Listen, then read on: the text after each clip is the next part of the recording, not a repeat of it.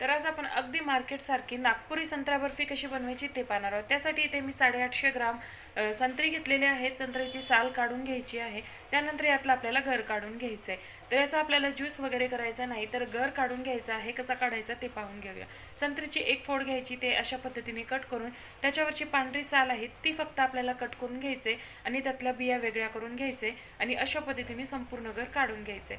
तर इथे पाहिजे आपला संपूर्ण गर काढून झालेला आहे। एक वाटी गर भरला, गॅसवरती कढई गरम करायला ठेवली, त्यामध्ये एक वाटी संत्र्याचा गर, एक वाटी साखर घालायची आहे आणि छान असं मिक्स करून घ्यायचे। साखर घातल्यानंतर संपूर्ण मिश्रण खूप जास्त पातळ होतं। ते पातळ झाल्यानंतर परत एकदा आपल्याला ते अर्धवट होईपर्यंत शिजवून घ्यायचे।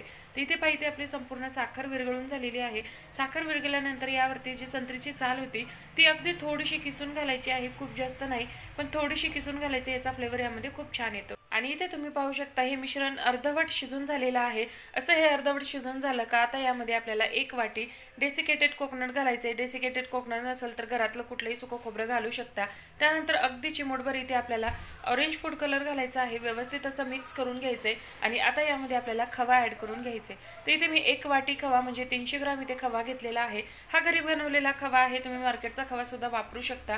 खवा घालून छान असं परत एकदा मिक्स करून घ्यायचे। खवा नसेल तर इथे तुम्ही एक वाटी मिल्क पावडर घालू शकता आणि हे छान असं मिक्स झाल्यानंतर आता हे आपल्याला एक 7 ते 8 मिनिटे शिजवून घ्यायचे, जोपर्यंत त्याचा एक गोळा तयार होत नाही।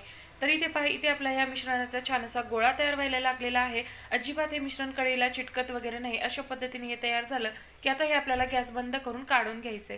तर इथे मी एका ताटेवरती बटर पेपर ठेवलेला आहे, त्यावरती हे संपूर्ण मिश्रण काढून घेते आणि एकसारखं असं पसरवून घेते। तुमच्याकडे जर बटर पेपर नसेल तर ताटेला तुपाने ग्रीस करून घ्या आणि त्यावरती हे संपूर्ण मिश्रण पसरवून घ्या। आता यावरती मी थोडेसे बदामाचे काप आणि पिस्त्याचे काप घालून घेतलेले आहेत। ऑप्शनल आहे, नाही घातला तरी देखील चालेल।